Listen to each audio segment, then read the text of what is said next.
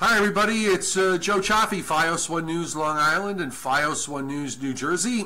Joe Rao, Fios 1 News Hudson Valley, will be in momentarily as he's got some interesting stuff. He went digging into some archives and looked up some past information about April snows and came up with a few surprises, so we thought we'd share that with you.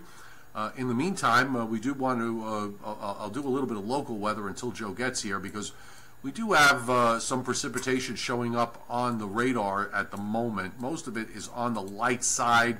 There might be a few wet snowflakes in the mix, but you can see this area that's on the radar has been gradually shrinking as we moved through the last several hours, and probably some of it will hold together during the overnight, but it really isn't all that impressive here as it sort of slides out to the east. This is a weak upper air disturbance that is moving on through.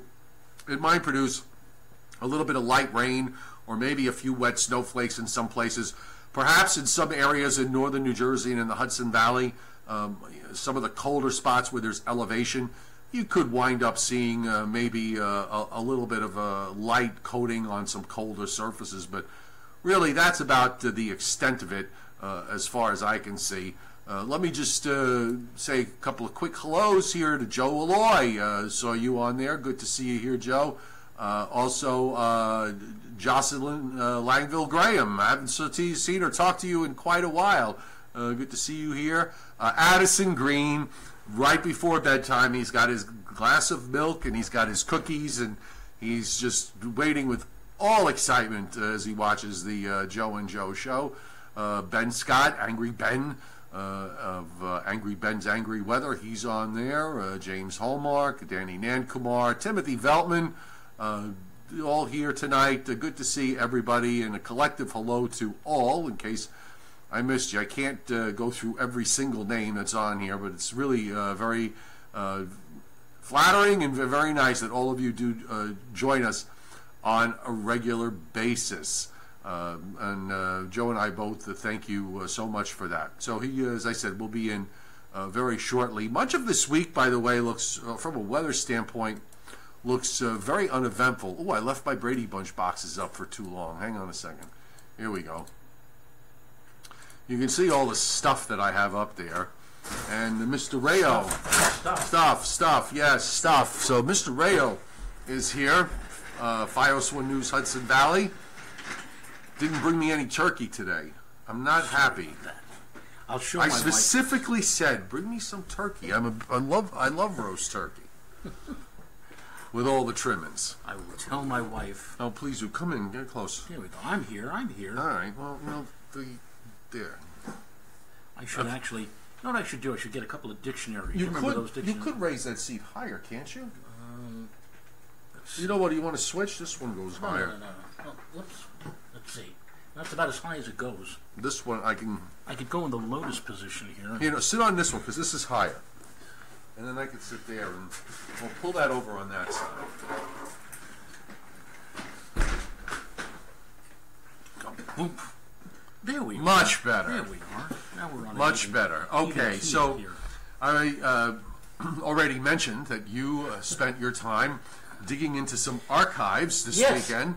And what did you come up with? Well, I mentioned this last Friday, and these are two excellent books. You can probably get them through the AMS. They are written by the late weather historian David Ludlam. Here they are. This is Early American Winters. There are actually two of them. This is part 2, and this is part 1. And these two books are amazing because they contain a lot of stuff that you cannot normally find. There we go. There you go. These books contain a lot of stuff that you don't normally find in the official weather records of the National Weather Service. And the question that we ended on last Friday was just how deep can you go into the spring season before you stop seeing snow? And we had been mentioning, and I saw a few Facebook pages and people, upon hearing about the fact that later this week and the weekend we're going to rise through the 60s into the 70s, saying, that's it, winter's over, winter's done. And of course you and I have been speculating that after this weekend, the block is going to reform. And right, once again, even though it's not super strong, we are going to get a bit of a blocky signature. Correct. And that colder air, once again, and with colder air, you start figuring, well, there may be a couple of storms. Maybe we'll still be seeing snow. So I did a little bit of research here. In fact, I'm going to turn on this light. Turn the light on. It's a little brighter. Makes it easier to see. We'll start with April in terms of snowfalls. April 12th, 1841. Would you believe that on that day, 18 inches of snow descended upon Erasmus Hall? Oh, Erasmus Hall in Brooklyn. In Brooklyn. Yes. 18 inches off of the snow. L train. 1841, 18 inches on the 12th of April. Then on the 13th, and again on the 19th and 21st in 1857, this is April now, 2 storms. The first one dumped 2 to 3 feet of snow across upstate New York. The second up to 3 feet. Farther south, like in New York and along coastal New England, it was a cold rain which changed over to a few inches of snow on the backside. Okay. That was, again, the 13th of April and the 19th through the 21st of April in 1857. That's April. Now you look at May. May 15th and 16th, 1834, over the high elevations of Vermont and New Hampshire, there was 2 to 3 feet of snow. Other places around a foot. New York City had snow squalls. On the 16th of May, 1834, snow squalls. And then we continue into June, for God's sake. June 11th, 1842, several inches for New England. Berlin, New Hampshire, which I believe is where they print the Farmer's Almanac, the old Farmer's Almanac, 11 inches of snow. The Catskills and the high elevations of Pennsylvania and Maryland were whitened by snow. Well, now the years that you mentioned, that's all coming out of what's been considered the mini ice age. Right. So that kind of makes sense that it could have happened at that time. I can't even imagine seeing snow that late into the season, but that apparently happened according to the records that were dredged up by David Ludlum. And in fact, you know, I'm thinking now, maybe you remember this. In 2012, the family and I were leaving on a cruise to the Bahamas. And it was that Saturday, it was a rainy, chilly, dank day. And we later found out that over the Adirondacks in upstate New York, this was late May in 2012, I think like the 25th of May. And I think it was Memorial Day weekend, for God's sake. The Memorial Day weekend in 2012, there was heavy snow reported in the Adirondacks over upstate New York. That might have been. I wouldn't doubt it. I wouldn't doubt it. So, you know, at this stage of the game, though, at this point where we are, if we were to get one more, and I think the only reason why we're bringing it up is the fact that because of the March, what we had in March and going into early April, you know, I suppose if we were going to get one more snowfall of any kind, even if it's just a coating, this is probably the year where it could happen. And it would probably have to be a setup where everything at this point would have to be just absolutely perfect atmospherically. And it's not like we see anything in the cards, by the way. No. We're just, you know, all we can tell you is at this point, you know, the general pattern going forward is, you know, going to be blocky next week. But you know what? Before we even talk about that, let's focus on what I think is the positive, and that is the fact that we are finally going to get a couple of warm days around here, something that's been sorely lacking. Right. Except for the odd day here and there, and even when that's happened on those odd days, it's come with a front and some showers, so it's not as if you could really enjoy it. But looks like we might actually have a couple of reasonably decent days going forward. So, in fact, I may say that Saturday, this upcoming Saturday, if everything holds to what we're looking at right now, this coming Saturday might be the most beautiful day we've had so far in this year of 2018, because it looks like it's going to be warm, reaching in the Hudson Valley, I'm saying 75. I think that's certainly reasonable. Sunny to partly cloudy, or sunshine mixing with some afternoon clouds. It should be a gorgeous day. Unfortunately, we can't hold on to it. It looks like a change toward cooler and wetter conditions for Sunday and Monday, but if you have anything to do out of doors, and boy, do I have a lot of stuff to do out of doors. Who doesn't? Saturday is probably going to be the day to do it, to clean up and finally get things going. Finally, yeah. All right, so we'll get rid of this. What's nearby now? So that goes out. And Wednesday might not be a half bad day, even though it's going to be a little chilly. But still, we'll get at least we'll have enough sun to take temperatures into the 50s. I don't think you would argue against that. No. Double nickels. Double nickels, okay, exactly. So Thursday, we start to see, we got a weather system shooting across the Great Lakes. This actually starts the warming process on Thursday. We'll probably see some 60s pop up in a few places, especially in New Jersey. Weather front kind of edges on through. Now, the only thing that I'm going to would say just be a little bit careful of, and it doesn't look like it's going to be a problem on Friday and on Saturday, is this is in the springtime. This is a situation where you have to watch these backdoor cold fronts. Yeah. And, you know, if you look out of that low, and there's going to be a major winter storm in the northern plains and northern Rockies later this week that really is going to cause this warm-up to happen here in the eastern part of the U.S. But there is a front that runs from that low in western Iowa that goes almost straight across the lower lakes, upstate New York, and just north of Boston. So as long as that stays up there, we get a west-southwest wind, and that should be enough to take temperatures into the 70s. I don't think there's anything controversial in that statement. Sometimes, though, as you get closer, especially, it becomes more clear. Sometimes all you need is one little isobar to push the front just far enough south, and you get that east-northeasterly wind, and all of a sudden, bang, you're back in the same direct that you've been in for the past few weeks or few months. Right. By Saturday evening, it looks like the front is trying to back southward along the southern New England coast toward Long Island. So, and of course, Long Island in a situation like this is always problematic in early spring. The water temperature is near 40. So as soon as that land temperature gets up to 70, if there's not enough of if the gradient isn't tight, the pressure gradient isn't tight with that west-southwest wind, you're going to go to a southwest and a south wind, and then the sea breeze comes rushing in. So for South Shore, Nassau, most of Suffolk County, except maybe the northwest, you'll see those temperatures drop back in the afternoon. And then on Sunday, it looks like the front is to the south of New York City and Long Island here. The wind is more southerly on Sunday, which is not a good wind coming in off the water. And then, of course, you've got these showers coming in. So if we're going to do this, it'll be Friday and Saturday. Those are the 2 days that I think are primed for some nice warm weather. Somebody on Messenger asked me earlier today about, hey, Joe, on Sunday, is there a chance for severe weather here? You know, thinking about how warm it'll be here on Saturday, and maybe this front coming in on Sunday will perhaps set off a few heavy thunderstorms.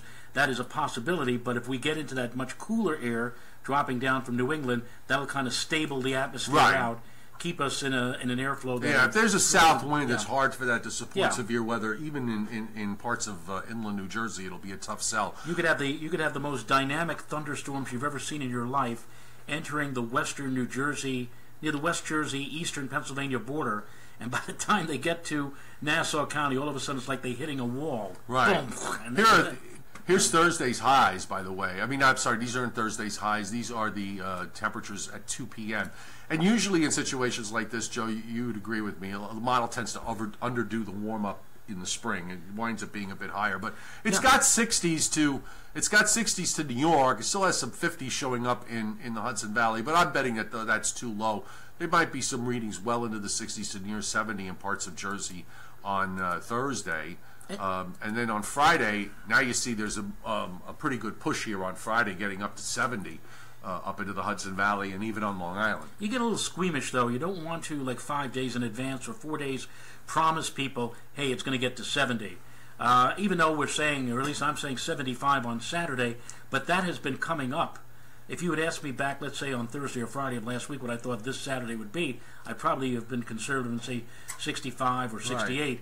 But it's looking more and more now like we are going to get the west-southwest winds on Saturday, and we are going to see the temperatures go up. And you look at the calendar, and it's time. We have not had. In fact, you say to yourself, when was the last time we had temperatures as high as what we're expecting on Saturday? And you say, oh, let's see. Was it October, November? No, it was February. Well, we did, right, I know. And actually, we've had a couple of odd days in New Jersey in the last 2 weeks in central and south Jersey where it did get to 70.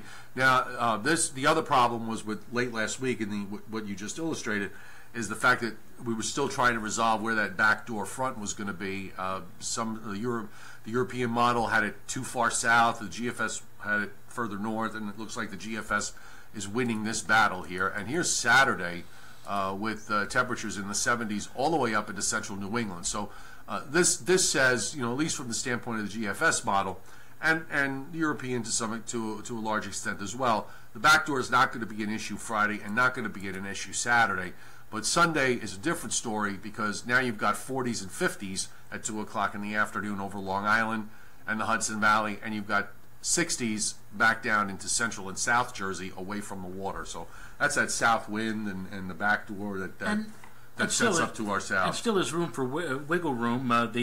The front may not be quite as far south and west, the back door, I should say, and it's still possible that even on Sunday or even Monday, places in the Hudson Valley could still maintain temperatures in the 60s. But you make the assumption, and an old friend of ours, Pete Bergman, who I went to college with, he had a rule. I have since called it Bergman's rule, and Bergman's rule is once backdoor moves through, it ain't going back north again. Yeah, it's very hard. It's very, very hard. Now, here's the upper air for Sunday, and of course, what you see, this wrapped up low upper air storm that's in Illinois. That's the system that's going to, I'll just back it up a little bit. This is a system that's coming into the west that's going to probably create a major snowstorm for parts of the northern plains and the northern Rockies. But that's why we're warming up here. We get that nice ridge in the east. But once that goes by, if you look up near Greenland and up into northeastern Canada, you've got higher than normal pressure setting up again. So there's a bit of a blocky signature here that starts to show up. So as we go through next week, the jet once again gets suppressed further south. Right. And then that makes it going to make it problematic when it comes to temperatures. Right. Again, as at the onset of this conversation, I said that I saw a few websites, a few Facebook pages. Hey, spring is here, winter's over when we get into that warm air. Again, don't say that just yet, because this blocky signature, as we've been saying, suggests, and also the folks over at the Climate Prediction Center who make these long-range probability forecasts for temperature and precipitation, they're going for 67% probability of below normal temperatures beginning after we get through this weekend, through next week and beyond for the next couple of weeks. And let's also put some perspective on this too. By the time we get into the second half of the month, the average highs are climbing through the low and then eventually through the mid 60s. So if we wind up with days where temperatures are topping out in the 50s, that might feel good right now since we can't get out of the 40s, but that's 10 degrees below normal, and that's a formidable departure from average. And it's cold for this time of year. We need to get it back to at least near normal, for goodness sake. I mean, I'm not saying, and it looks like we're going to make hay later on in the week with temperatures above normal, well above normal, but just to get back to normal is going to feel good around here. Today, here in the Hudson Valley, we had temperatures mostly in the 40s. I think Yonkers touched 50 briefly, and the normal for this time of the year should be around 60. So it's still like 10 to 12, 15 degrees below normal. Right. So just a couple of things just to mention with what's going to be happening this week going forward. I guess the national impact is going to be, as I said earlier, storm in the northern plains and in the northern Rockies.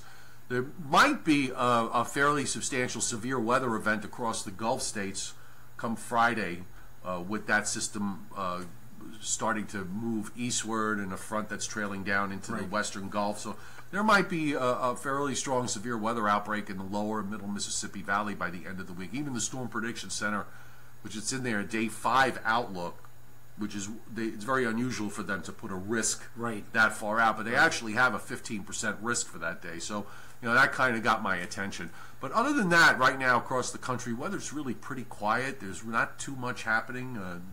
No major storms today. Very few.